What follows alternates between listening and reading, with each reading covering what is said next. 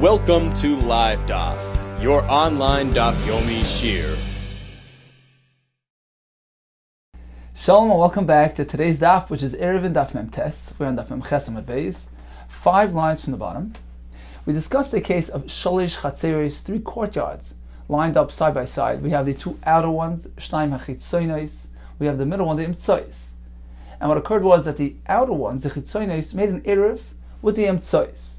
Rav Shimon tells us this allows them to transfer the Kelim into the Imtzois, and the Imtzois, it would appear he can transfer to the outer ones as well.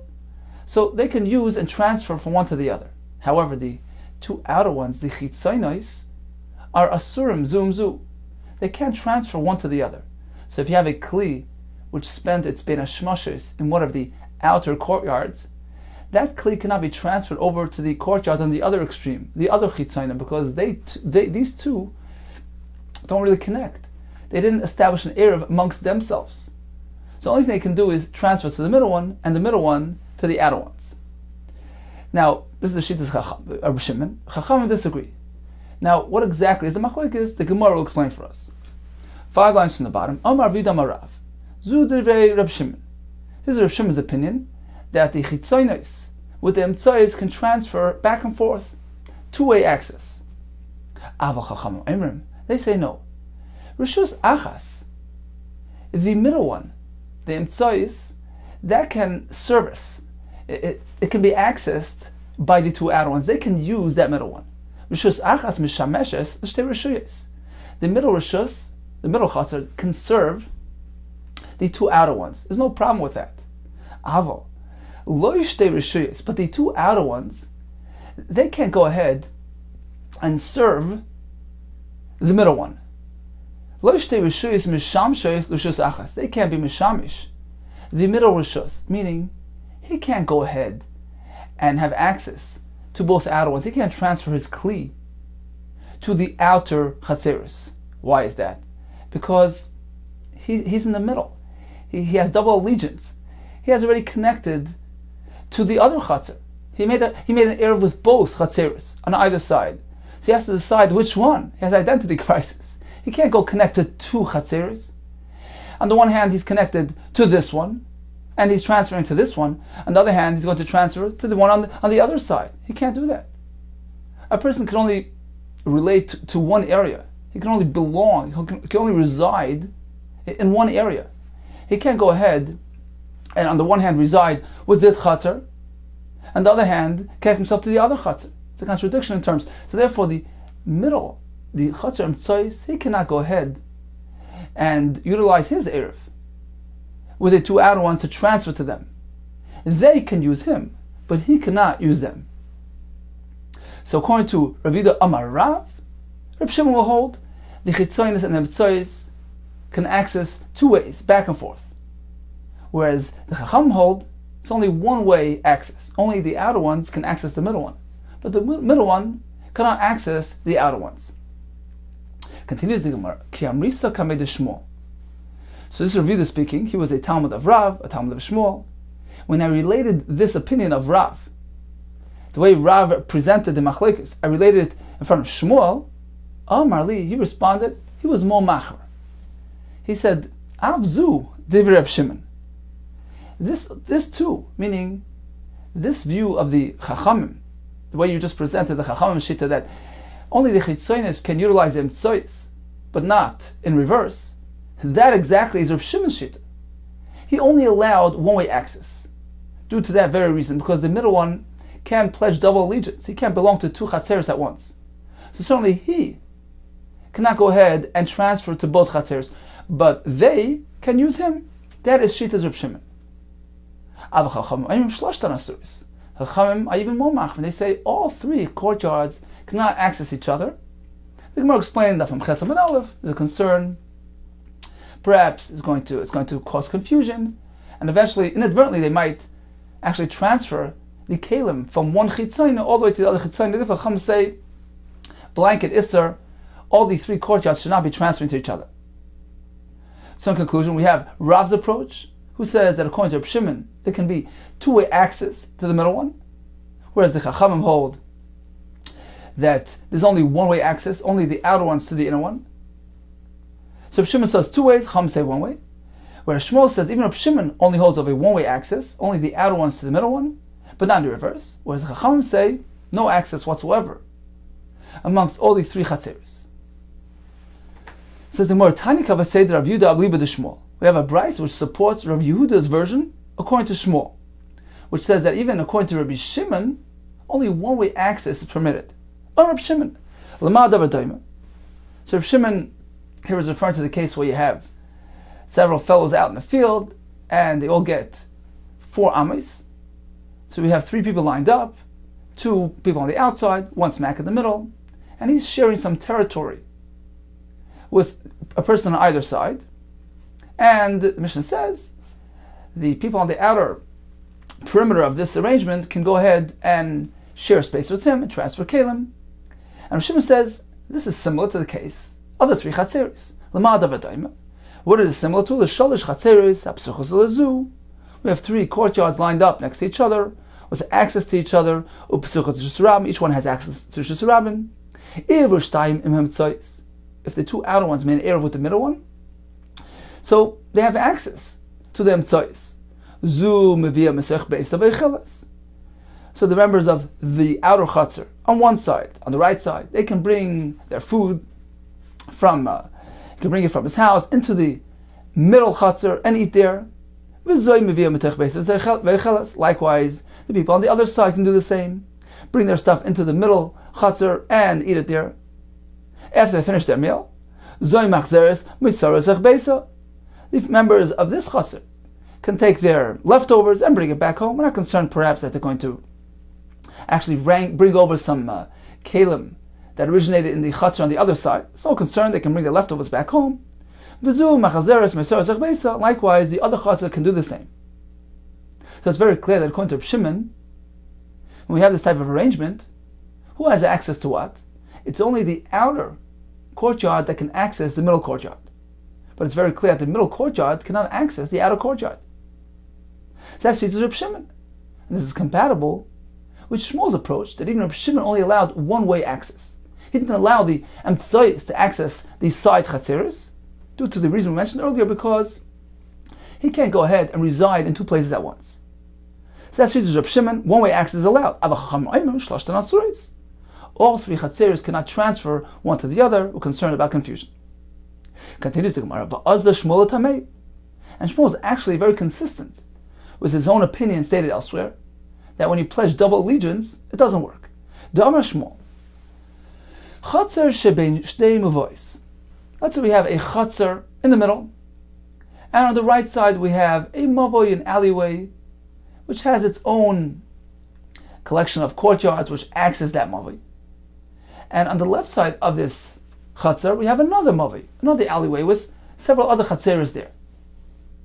Mavoy shebein shnei chatzeres. Chatzer, shebein shnei mavois. I have a chatzer between 2 alleyways. So what is the halacha here? Now Rashi points out the fellows of the chatzer will actually access. They're accustomed to using both alleyways to access the Shusarabim. So this theoretically should require them to be included in the Erev. It's actually not an Erev, it's a Shita Mavois that is going to be established in those respective alleyways. Because he has usage rights, he uses it, so he needs to be included. When the Mavi will make a Shittif amongst all its Chatzeris, to merge them into one usage area and allow access, carrying from the Chatzer to the Mavi, then they have to include the members of this Chatzer as well, because they're accustomed to using their alleyway. So we're speaking about the Chatzer that's in between 2 Mavois, who uses both of them. So we're going to have 5 halachas. Irva im Shneyam. This Chatzer chose to participate in both Erevs, with both alleyways. Asurim Shneim. In this case, he made it worse for himself. He cannot access either one, based on the reason mentioned earlier, because one person cannot reside in 2 places at once. This Chatzer can be connected to 2 separate Mavois.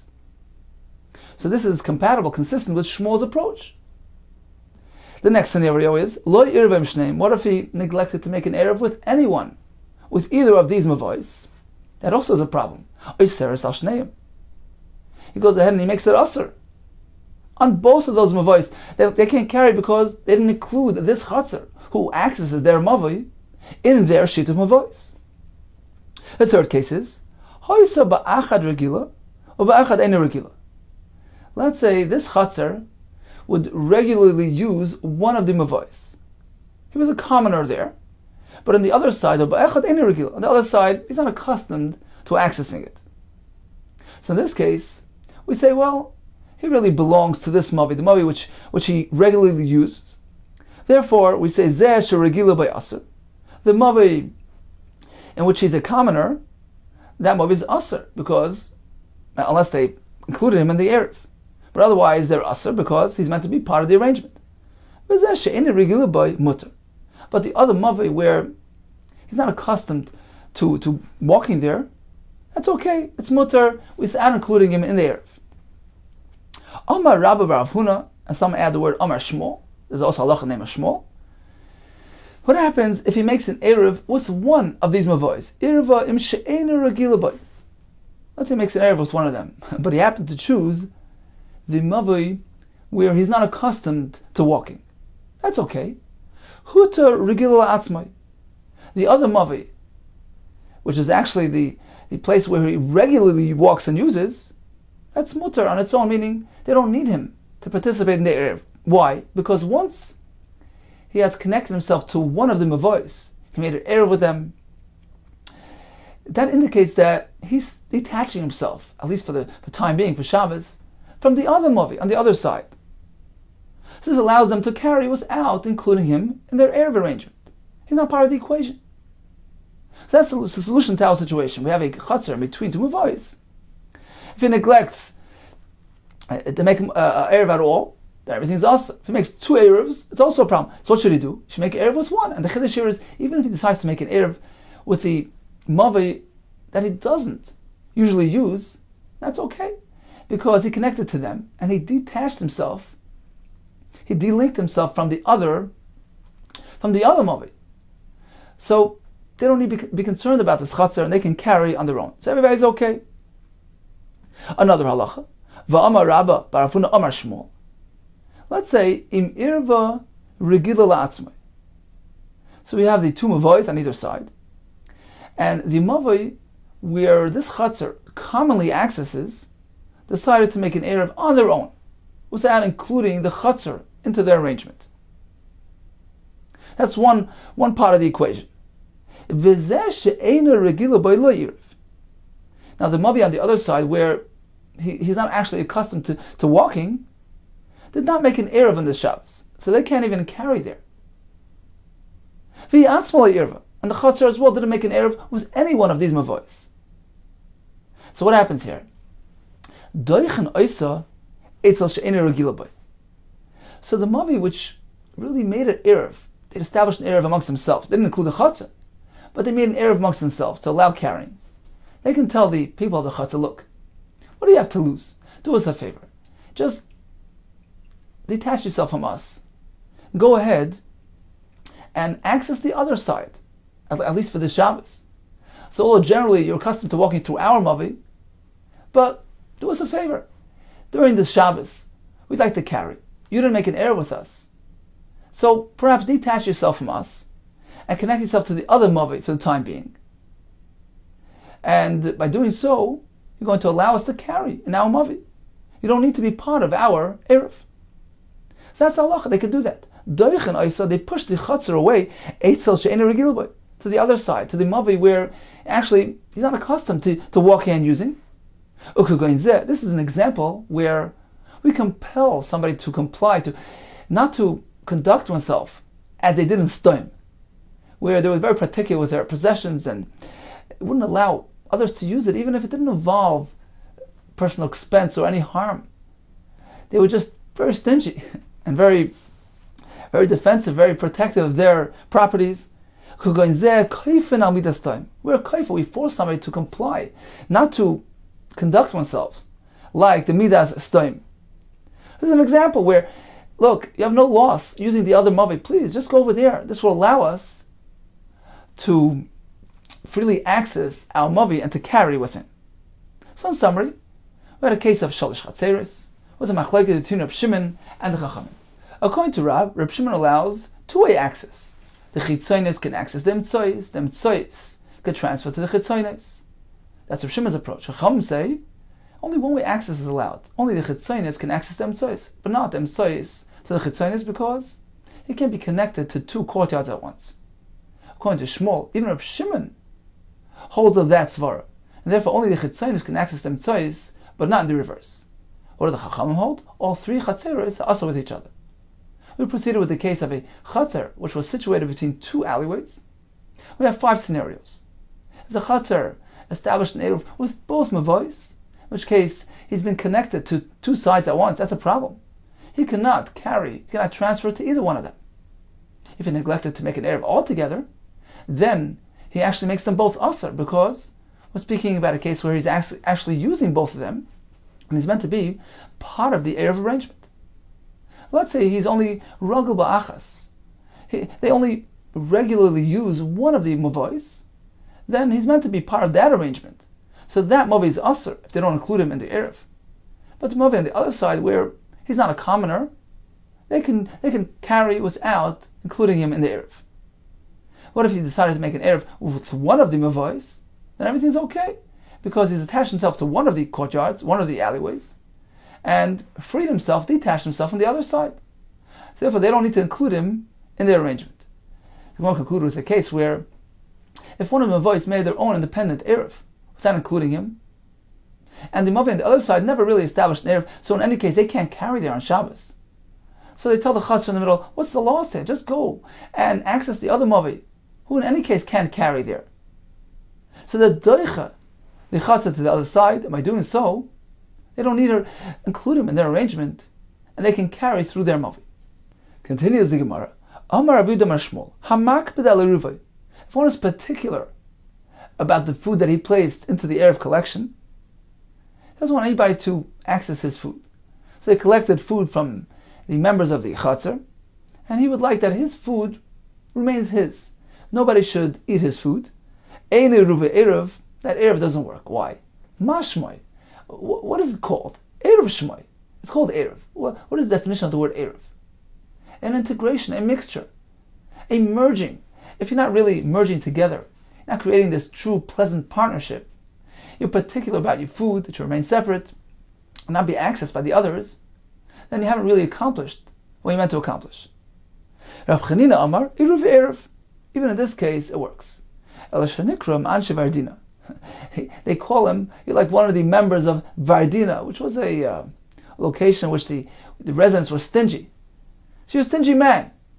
It's not ideal, but nevertheless the Eruv works. Now Taisir Rabbeinu Peretz points out that we're speaking in a case where, although he's particular, he would like, ideally, that his food shouldn't be tampered with, but nevertheless, if, let's say, the other members insist, surely he'll relent to allow it.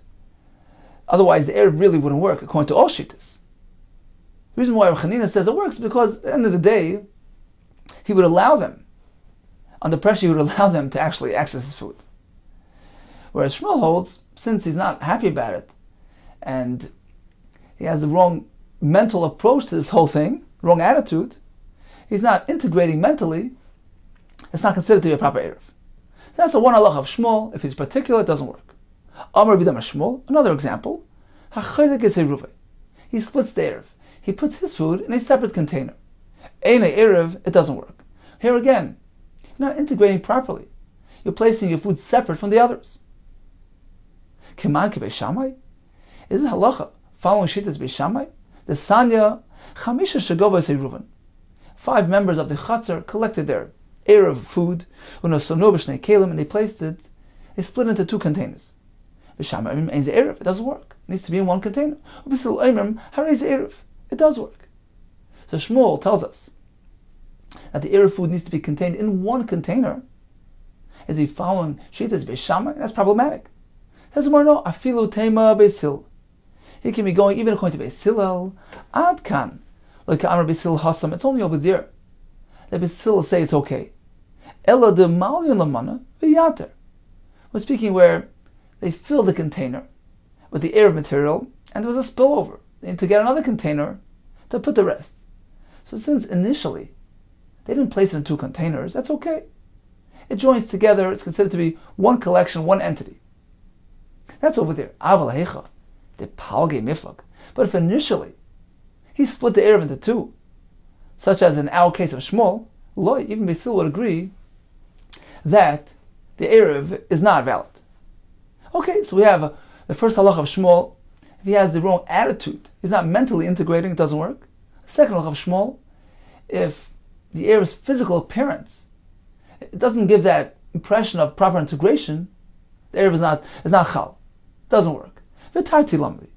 Why do we need both statements of Shmuel, which are really based on the same underlying principle, that it's not properly integrated?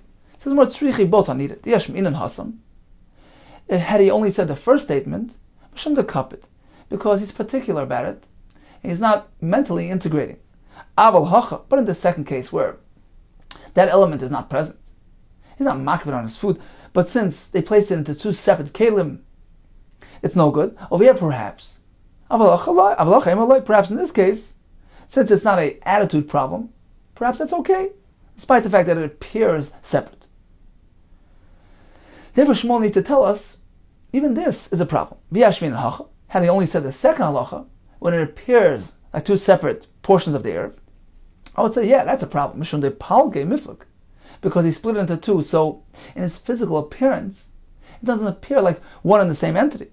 Therefore, it's not a proper Erev. It's not a proper integration. Aval Hassam.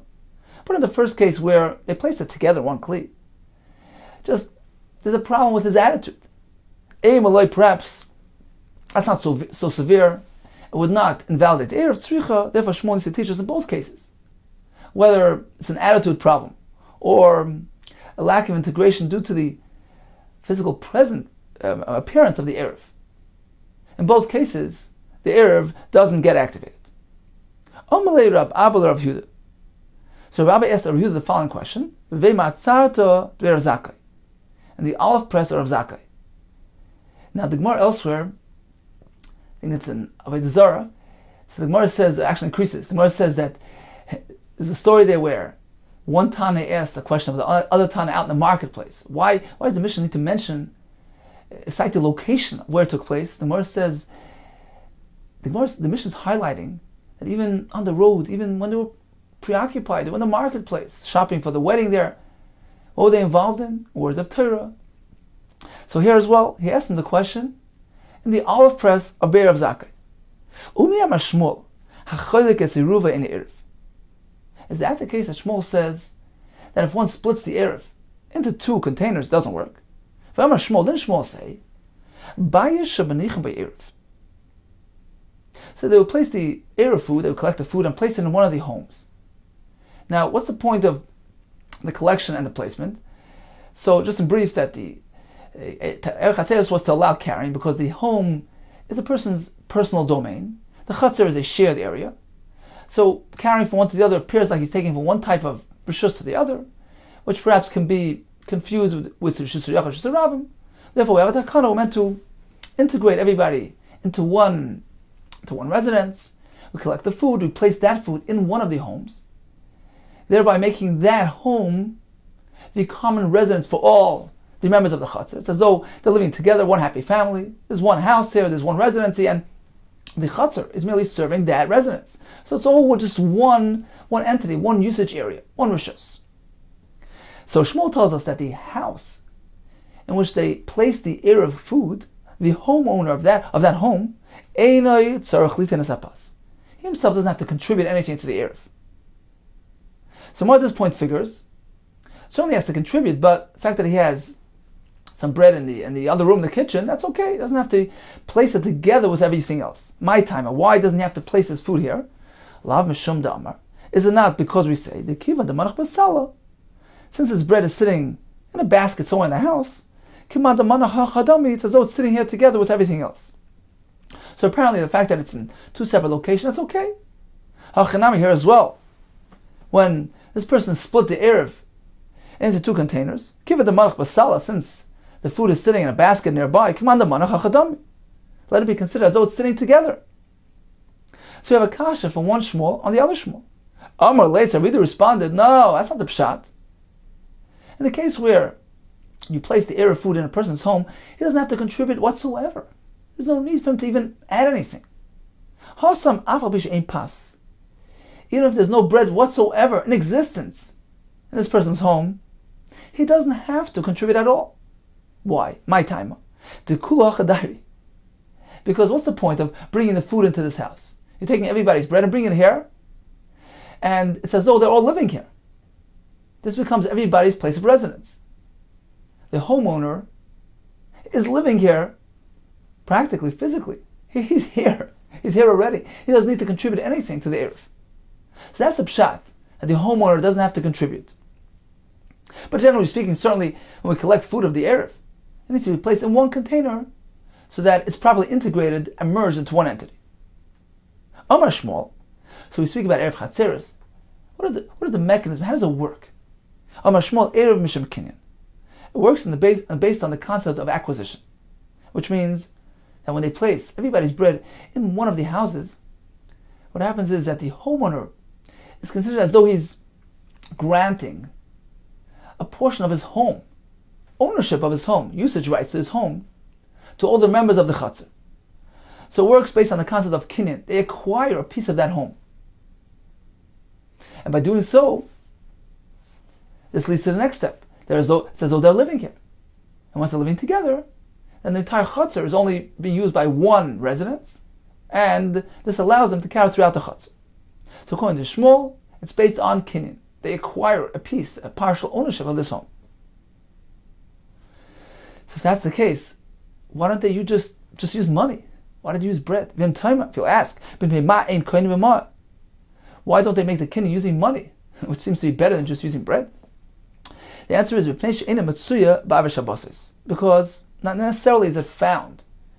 Is money around during every Shabbos? Everyone spends their money on Shabbos expenses. So Chacham didn't want to speak about money. Rather, they dictated you meant to use food. Food and bread is very, very common, very available at that point in the week.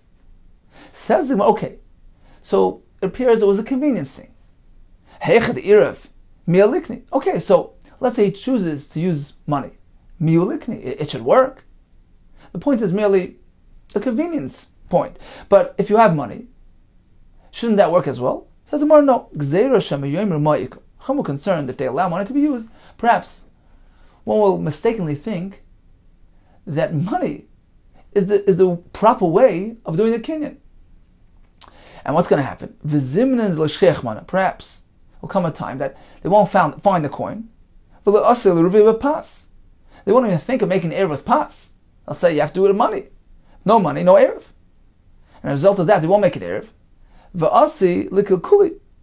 And things will get ruined, meaning there won't be an erev established. And Rashi adds that the entire concept of erev will be forgotten. So that's why Chacham insists, don't use money. Actually use bread, which is something commonly found at that time of the week. This will ensure the proper establishment and continuity of the concept of erev. So Shmuel holds erev b'shem kinyan. It works through acquisition. They acquire a part of that home. Rabba Amar erev mishum dira. It's based on dira. There's no acquisition taking place. There's no kinyan. Rather, the fact that they place the food in this home, it's as though they're living here. Because where a person's food is, his sustenance is, that's where he is. That's where his mind and attention is focused at. So it's as though he's living there. That becomes his place of residence. So there's no need to make a kinyan. The mere fact that his food is there is regarded as though he's living there. They're all living together in the same house. It's one united, integrated residence. Let's take a look at Rashi inside. 7 lines from the bottom. It says Rashi, Erev, Shu Mitzarfen. This Erev that connects everybody, Taima Mishum Kinyan. It works based on a Kinyan concept. Shemaknu L'Bal Bayis V'Shusay. Because the homeowner who's going to host the Erev food grants them partial ownership of his house. V'nimtzu Kulam Ba'al V'Ayzeh She'erev Munach Bay. And as a result, everybody is a partial owner of this home. And the entire courtyard now is serving this home, which is everybody's home. So the Chatzar is considered to be just serving the single residence, which is the only residence found in this courtyard. So if it works based on Kinyan, that leads us to the question, why don't they make an Erev with money? Each one should give this coin, and by doing so, let him acquire the property, his friend's property. The answer is because perhaps people will consider this to be the proper way, and if there's no money available, they're going to refrain from making the Erev, and eventually the whole concept will be forgotten. So this is Shmuel's opinion. Rabbah says, Erev mishum dira, shadati shel adam al pitay. A person's mind is focused on his bread. Where a person's source of sustenance is, that's where he is. So when they place the person's food in this home, it's as though he's living there. And as a result, in this entire courtyard, there's only one residence, because all are living in this home. And if so, the entire courtyard is designated for this home, for this rishus, for this residence. So the entire courtyard only encompasses one residence, one courtyard, which is serving that residence. So we don't have many divergent residencies, many different type of usage areas. The Erev combines and integrates them all together. Says the Gemara on the bottom line, my binai, is there any halachic difference between Shmuel, who says it works based on Kinyan concept, and Rabbah, who says that it works based on the Dira concept? Now, the Rashba points out that even according to Shmuel, the process begins with Kinyan, but ultimately it ends up with Dira, meaning the Kinyan achieves that integrated residency there. At the end of the day, you're living in that home. It's not just that you have ownership of that home. It's as though you're practically living there. So Shmuel also agrees that the ultimate goal here is to arrive at a common Dira. But he holds it's a two-phase process. There's Kinyan, which leads to Dira, whereas Rabbah says it's only has one element. It begins and ends with Dira. There's no Kinyan required. Says Ramai Binayu, is there a halachic difference here? Yes, there is. Kli. So according to Shmuel, that it works based on Kinyan. What if you use a Kli to make a Kinyan? This is going to be a Kinyan Chalipin, like they do with the Rav on Erev Pesach. Mechiras Chametz, they take a handkerchief, they take it from the Rav, and then they grant him permission to sell the Chametz. So this is called Kinyan Chalipin. You take a Kli from somebody, and in exchange, he acquires ownership of something that you want to give him. So in this case, they can approach this homeowner, give him a Kli, and in exchange, acquire partial ownership of his home. So according to Shmuel, this works, because it's a proper Kinyan. According to Rabbah, it doesn't work. You need to have specifically bread placed in this home, which will bring you in there, which will make you a resident of this home. That's one afkamina. Upachas mishar pruta. What if you use food which is worth less than a pruta? So according to Shmuel, it won't work, because a shava pruta is the smallest amount that can activate a Kinyan. So since you only have less than a pruta, it won't activate the Erev, because it won't accomplish Kinyan. Whereas according to Rabbah, as long as there's food there, that's okay. You don't need Kinyan. The third difference would be the katan. So Rashi learns whether a katan can go ahead and collect this food for the Erev Chatzeres. According to Shmuel, he cannot, because he can't accomplish Kinyan. According to Rabbah, he can, because we're not trying to accomplish Kinyan. The fact that he's collecting the food, putting it in that home, automatically brings them all in here. Taisus disagrees with this prat. It brings a raya from the Gemara and the Lamed Aleph. Rav Huna says a katan can collect the Erev, and it seems that Rav Huna is working even according to Shmuel. Therefore, Taisus brings the Pirush of Rach, that katan means whether you can use the house of a katan. Could you place the Erev food in that home? So according to Rabbah, why not? According to Shmuel, you can't, because when you bring the food in there, the homeowner is meant to grant you a portion of his home. A katan can't be makna. You can't go ahead and grant anything to others. Therefore, according to Shmuel, it wouldn't work. Okay. Amalei Abai LeRabbah. I have a double kasha. Lididach kasha. According to your approach that Erev works on the concept of Dira, I have a difficulty. Well, the Shmuel kasha. Likewise, according to Shmuel, that it works With the Kinyan concept, I also have a kasha from the following brayse. Hatanya, Maseches Eruvin, if 5 members of the Chatzar collected their Erev material, merged together, made Erev Chatzeris. Now, they'd like to connect themselves to their neighbors in the Chatzar adjacent to them.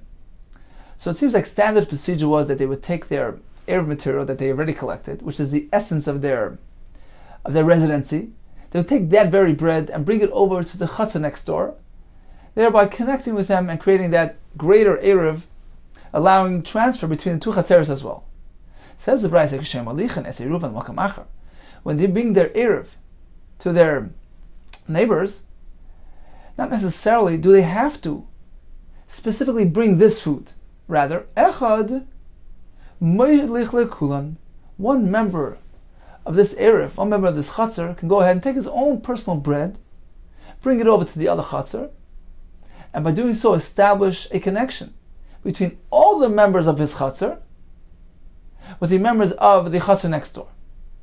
Now the question here is, the obvious kasha here is, whichever way Erev works, whether Kinyan or whether Dira, who's doing the Kinyan, who's doing the Dira? It's he himself and nobody else. He's the one that's contributing. They're not contributing to the Erev. Who knew the Kakani? So if there's a Kinyan that's involved, he's making the Kinyan. He's the sole contributor. It's his bread. Vasuloi, nobody else. Who knew the Kadair? Whether it's according to Rabbah, based on the concept of Dira. So where the person's bread is, that's where he's living. He's the one living there. It's his bread. Vasuloi, nobody else. So how does it work? That was Abayi's kasha to Rabbah. Amar lei. So he responded, the teretz is simple. Loi ledidi kasha, v'lo Shmuel kasha. This is not a kasha on me nor on Shmuel. Why? Shlichus de kulu kavid. This person who has already connected himself to all the other members of his chatzar, he's already integrated and created that partnership. So when he goes and connects to the other chatzar, he's not only acting on behalf of himself as an independent individual, rather he's representing his entire group. He's part of a group here. Shlichus de kulu kavid. He's doing a shlichus and a service on behalf of all of them. Therefore it works. Concludes the Gemara. Back to the question of those 3 courtyards, those shalish chatzeris, where Rav Shimon says the outer ones who made an Erev with the Imtzayis can transfer, and they can do it in both directions, according to Rav's approach. According to Chachamim, only they can transfer to the Imtzayis, but not vice versa. So who does the halacha follow? Amar Rabba, Amar Rav Chama, Rav Guri, Amar Rav. Halacha K'Rabbi Shimon, that the Chitzayna and the Imtzayis can transfer back and forth. So in summary, how does the Erev Chatzeris work? Shmuel says it's instigated with the concept of Kinyan, and that brings them into this home. It's considered to be their joint place of residence. Rabbah says it works based on the concept of Dira. So where a person's bread is, that's where he's living, and therefore they're all living together in the same home. Gemara tells us there are 3 differences here between Shmuel and Rabbah. Number 1, whether you can use a kli. According to Shmuel, yes, because you're doing a kinyan. According to Rabbah, you specifically need food. If it's less than a Shabbat Pruta, according to Shmuel, it doesn't work, because that won't make a kinyan. According to Rabbah, as long as you place some food there, that's okay. And regarding using a katan, according to Shmuel, it wouldn't work, because he can't make a kinyan. According to Rabbah, even a katan can make the Erev Chatzeris. Continues the Mishnah. Misha ba baderech v'chash chalei. So this fellow's out on the road, and he sees it's getting dark, Shabbos is coming. And he's, 4,000 amma away from his home. So he'd like to go ahead and establish a Erev Tchumen, some type of Shabbos residence out in the distance, which will allow him to walk there, and then from there beyond, all the way to his home. Says the Mishnah, and from afar, at a distance of 2,000 amma, what does he see? He sees a tree.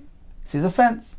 He makes an announcement. My shvisa is underneath that tree, on the bottom of that fence. But he didn't specify exactly where, which 4 amas is going to become his makam shvisa. Lo yamar klum, he hadn't said anything. His erev is invalid because he didn't specify where exactly his makam shvisa is going to be.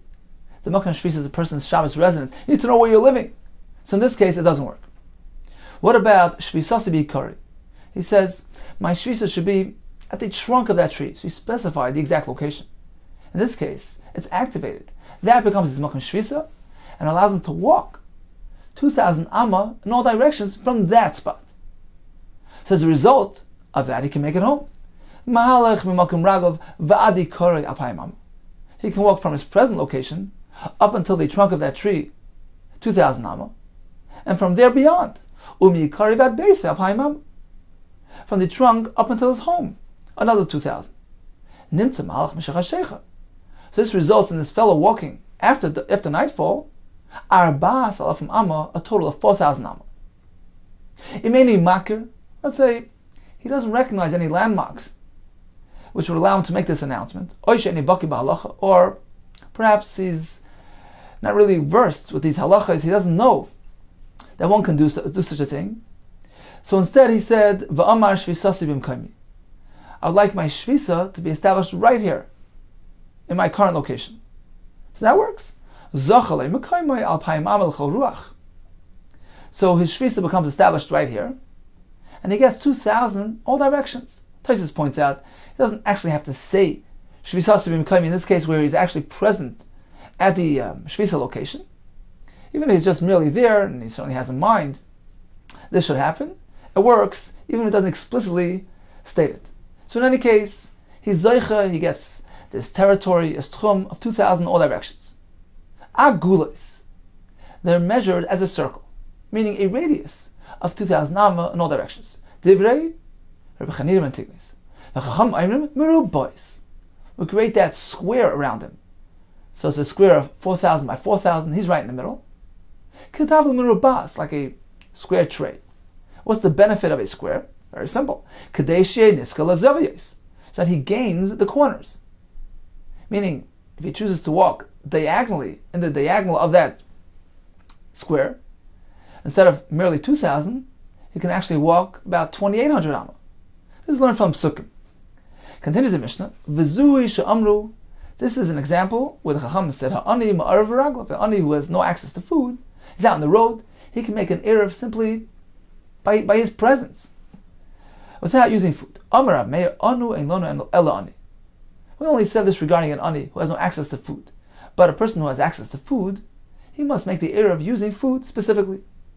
Rabbi Yehuda, no, echad ani v'echad asher, whether an ani or asher, they can make an erev merely by their physical presence. Shalei amram avrim pas. Why did the Chachamim speak about making an erev through bread?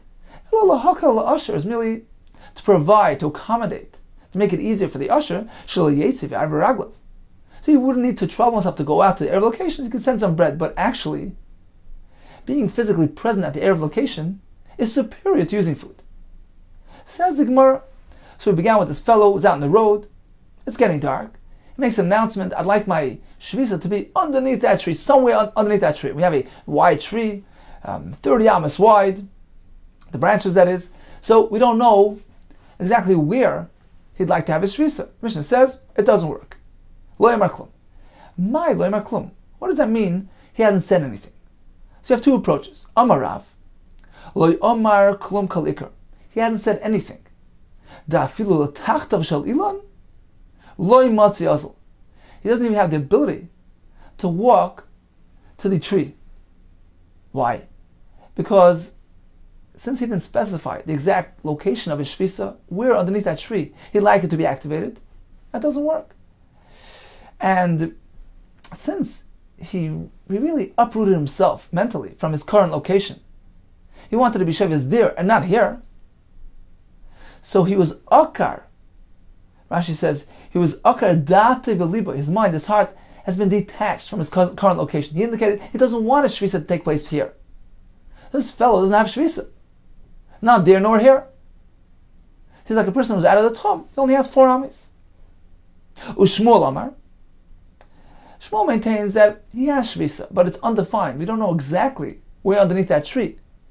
So that creates a suffix, and we're going to have to adopt a stringent approach, taking all possibilities into consideration. But he will get shvisa somewhere underneath that tree.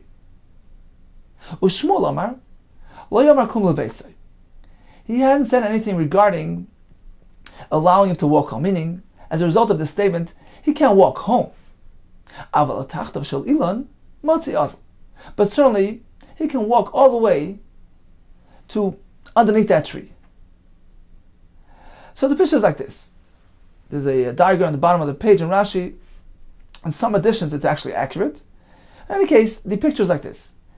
He's standing on the right, and within 2,000 amma he has this tree. Now we're not sure specifically under which part of that tree he's going to have his shvisa, whether it's the far side of the tree, the suffering side, further from him, or the closer portion of the tree. Darim. We're not sure. But in either case, the entire tree is within his boundary, within his 2,000 amma. But the entire tree is not within the 2,000 amma of his home, because if you calculate from the home back to the tree, it ends right in the middle of that tree. So the suffering of the tree is within 2,000 of the home, but not the Durham side.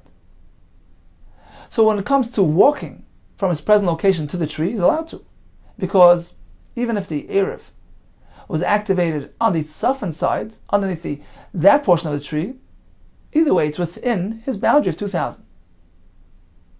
But he can't walk all the way home. Why?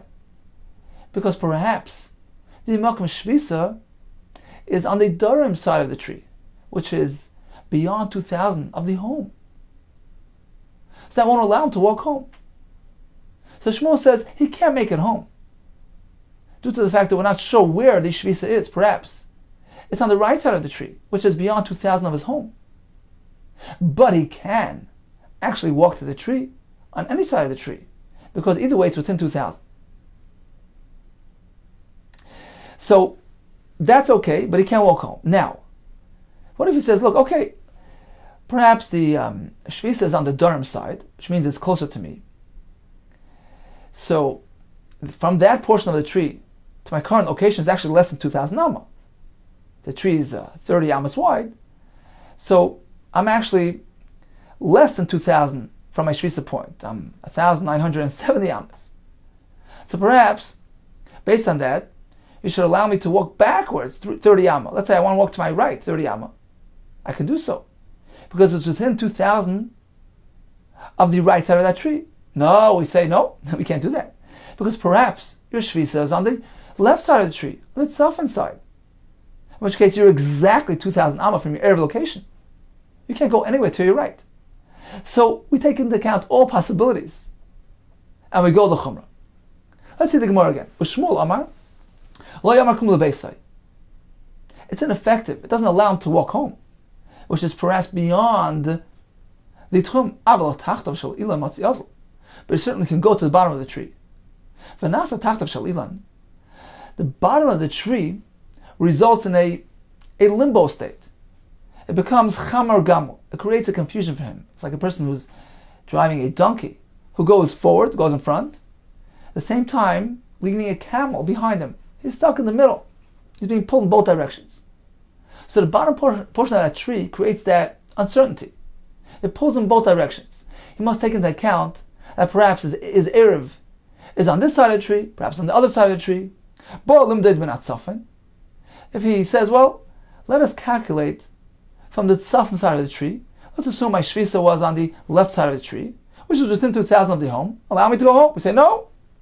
We calculate from the Durham side of the tree. We say, well, perhaps your Shvisa is on the right side of the tree, which is beyond 2,000 of your home. You can't get home. Now, if he says, okay, it's on the right side of the tree, which means that I am currently less than 2,000 from that location. I'm 2,000 minus 30. So let me walk to my right, which is still within 2,000 of that closer side of the tree. If he says that, we say, no. He wants to calculate from the Durham, and we say, no, perhaps your Erev is on the Safan side of the tree. That's where your Shvisa is. In which case you're exactly at the 2,000 mark from your Shvisa. So you can't budge from your space. You can't move to the right at all. So Shmuel maintains the Shvisa does take effect, but it's applied stringently. Continues the Gemara. Amar Rabba, my time in the Rav. What is the reason why Rav holds that this Erev doesn't work at all? Mishum Delay Messiah Masri, because he didn't specify the exact location of his Makom Shvisa. Underneath that tree, where? What? He didn't say anything. So, a Shvisa is a person's residence. You need to know where you're living. Therefore, it doesn't work altogether. There's another version, Amarava, my time of the Rav. What is Rav's reason that this doesn't work? Because he holds like this. A person only has one opportunity to get a Makom Shvisa, 4 Amis. If a person should say, well, I'd like 4 Amis from Makom Shvisa, then, you know what, I want another 4 Amis, and another 4 Amis. That certainly doesn't work. Therefore, says Rav, if you can't do it incrementally, consecutively, you can't do it simultaneously either. Such as in our case where he's announcing, I'd like the large area underneath that tree, which is greater than 4 Amis, to provide me with a Makom Shvisa. He's involving the entire area. He's activating the entire area underneath that tree to provide him with a 4 Amma Makom Shvisa. Now, although he just wants 4 Amis, but he's engaging and involving the entire area. Provide me with 4 Amis. So just as he can't go ahead and get 4 Amis plus 4 Amis plus 4 Amis, that certainly won't work. Likewise, he can't activate Shvisa in an area which is greater than 4 Amis, even though he's doing it in one shot, simultaneously. It won't work. Because he holds, we apply the following formula. Something which can't be activated incrementally, consecutively, it can be done even all at once. The classic case is a person is Mekadesh Rachel. He can't go be Mekadesh his sister Leah. It won't work. It's Eina B'zeh Chazeh. What if he says, let me do it at once. Simultaneously, I'll be Mekadesh Rachel and Leah together. No. If it doesn't work B'zeh Chazeh, it won't work together simultaneously either. So that's the Pshat and Rav. Says Ramai Binayu, is there a difference between the first Pshat, the problem is he didn't specify the location, and the second Pshat, that it can't work simultaneously? Is there a difference? There's a difference in the following case. The Amar liknuli be'arba amis migoy shmoina. Let's say he announces that let me have 4 amis out of the 8, out of the greater area underneath that tree. So in this case, he's specifying, I don't want to activate the entire area. I'm not involving the entire area. I want specifically 4 amis and no more. So it depends which pshat we approach. According to the first pshat, the problem is he didn't specify the location. In this case as well, he didn't specify. It doesn't work. He said, I want 4 from that larger area. He didn't specify where he's living, so it doesn't work. But according to the second approach, the problem is that he's engaging this entire area to provide him with the 4 amis. It's too large an area. It's more than 4 amis. He can't do that. He can't activate such a large area. But this case is different. In this case, where he's specifically saying, I only want 4 amis. I'm not involving the whole area. I want 4 amis. He didn't say which one, but I only want 4 amis. In this case, it's going to work. High kabras the amas dummy. In this case, we treat it like your typical shvisa 4 amis. The hocha arba amis coming, because here he specifically said, I only want 4 amis. So in this case, it works. Now, Taisus points out that apparently Shmuel holds that even if he didn't explicitly say it, we assume this is what he meant. And therefore, Shmuel holds that the Erev works. So in summary, if he announces that my shvisa should be underneath, somewhere underneath that tree, the Mishnah says, Lemar Klum. Rav says, he hasn't acquired a shvisa whatsoever. We have 2 reasons. Number 1, because he didn't specify location. According to the second shot, because he's engaging too large an area, a greater area than 4 amis. And therefore, even though he's doing it at once, it won't work. The Gemara concludes, if he specifically says, I only want 4 amis from that area, it works. Shmuel maintains the shvisa works. But he's a chamor gamel. He's pulled in both directions out of uncertainty regarding the exact location of his shvisa, whether on this side or that side, and therefore we have to adopt all possibilities l'chumra. Okay, time for a brief review of today's daf. We began with the Maseches Eruvin Rabbanon by the Shalish Chatzeris, where the outer ones made an eruv with the middle courtyard. According to Rav's approach, Reb Shimon will hold that the chitzonis can transfer to them tzois. The middle one could transfer to them. According to Chachamim, only the chitzonis could use them tzois. But the tzois can't transfer to them because he has double allegiance. He's connected on both sides to different chatzeris. Shmuel's approach is that this very shita is actually Reb Shimon's shita. Only the chitzonis could use them tzois, but not in the reverse. According to Chachamim, all 3 chatzeris cannot transfer shloshta asuris. What about a chatzah which was situated between 2 alleyways? If you made an eruv with both, that creates problems because He has double allegiance. If he neglects to make an Erev altogether, then nobody can carry. If he's used to using one, then he must make an Erev with them, but the other one is mutter regardless. If he actually made an Erev with any one of them, then that's fine, because he's detached himself from the other side. What if one of the Mavois made their own independent Erev? So they can tell the Chatzah, go use the other side, and allow us to carry. Shmuel tells us if a person is makbid at the other members of the Chatzah, shouldn't access his food, or he split the Erev into two, he put his Erev in a different container. In both cases, he hasn't properly integrated himself, and the Erev doesn't work. How does an Erev work? According to Shmuel, it works based on the concept of kinyan. According to Rabbah, on the concept of dira. If a person makes an unspecified Erev under a tree, but he didn't specify where, according to Rav, it doesn't work altogether. According to Shmuel, it works. But we must take into account all possibilities.